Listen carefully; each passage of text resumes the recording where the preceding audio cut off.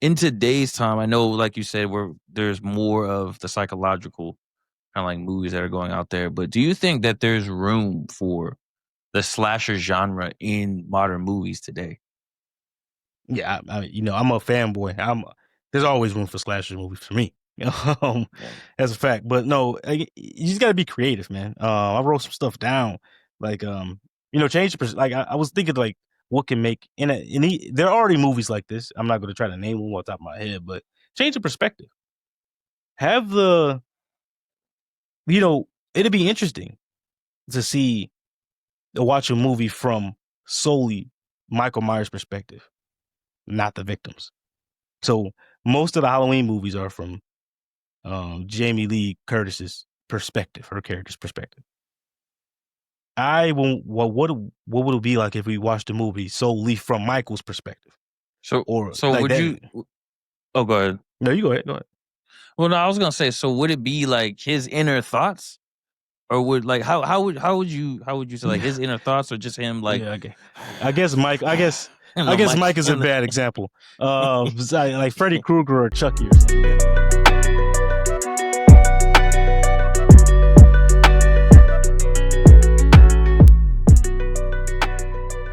Mike is a bad example.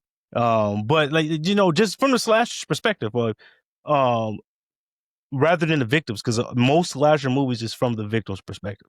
Um, I think okay, it'd be yeah, more interesting. Just switch it up, just switch it up. Like for example, like in the MCU, the Infinity War is mainly from Thanos' perspective. It's a different, like, not really focusing on the heroes. This is his story. So a lot, like I think, that's one way to make it interesting, and I'm sure they've done that. Another thing, just blend the genre. Um, I think Happy Death Day and Freaky is another movie that was slasher film that did that. Just blend the genre, have a different element to it. With the time loops with Happy Death Day, and then with Freaky, I think they're switching bodies. So just they got to be creative when it comes to slashers. I'm a fanboy. I love Michael Myers. I love Chucky. I'm a fanboy. I'm always going to like those movies, and I'm going to watch every single last one, whether they reboot it or it's in theaters, TV, whatever they do. I'm going to watch it, but just blend the genre, make it interesting, do something different with it. Don't follow the same exact structure that the previous or the old movies did. That's another way to keep it interesting. Um, I feel yeah, I feel you're right because I think a lot of these slasher genres, as far as like they do like the cookie cutter. I remember mm, I just got done watching what's that movie? Until Dawn. Yeah, and oh yeah, as I'm watching, I'm like, this is super cookie cutter from a lot of different slasher movies that we've seen in the past. And honestly, I think what Until Dawn's based on a video game or something like that. yeah. It's a Like great from game. It's a great game. is it really? Yeah, That's what I was like, I might need to check this out. But it's kind of like, the same thing we've seen, kids get stuck in a cabin in the woods. mm, They have to escape some type of like murderous person or something like that. Girl tripping over nothing while she's running. mm, I don't know. yeah. They've done this 1,000 times, so it becomes cliche at some point. But like you said, get creative and do something different, and you could attract more audience and even build like a whole different series if you do something like that. Yeah. Yeah, you give it a reason for people to go see it. I will say Until Dawn, the game is quite different. The premise of the game and movie are like different. Hmm.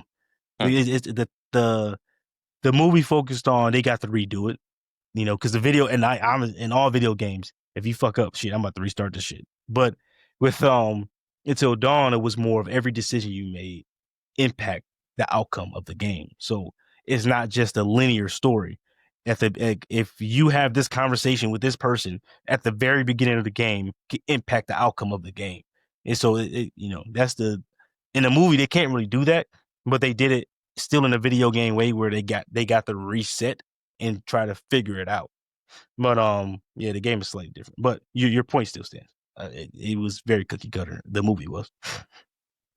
But Yeah. um, you know what I like though, and I What's rewatched that? Child's Play. I rewatched Child's Play the other day. Again, a fanboy, Hmm. the first Child's Play movie, and I wish I could go back in time or erase my memory and watch the movie for theaters in theaters the first time when it came out in 1988. And I say that Hmm. because it had a mystery element to it. Like if you didn't know Chucky, and this is your first time watching this film, you really don't know for like the first 45 minutes of the movie, 45 to 50 minutes of the movie, that Chucky's actually alive. It makes you wonder, like, is this doll doing this, or is this little boy really out here just killing people or doing this crazy shit?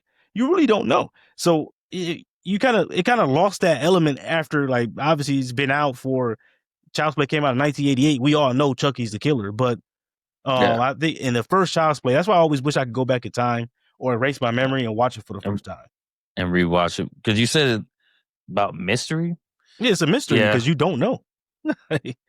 We until he know. finally until Yeah. he finally does come to life and starts like cutting up people and slashing their face off. Yeah, Yeah, and I think Child's Play is a good example. Child's Play and I think Nightmare on Elm Street are good examples of like horror movies that did something different, and that are scary because we yeah. all we own toys growing up, and we all got to go to sleep. So I think that's why those characters really stand the test of time. I could see that. I mean, I feel like they'll always keep characters like that around no matter what happens because of how nostalgic they feel and how, just the sometimes you want that classic horror movie, feeling. So I feel like they'll always kind of insert them, in either in a movie, a series or Mm. something because you have to keep it alive at some point. I know that, some certain stories have ended, but they're gonna try and keep it going.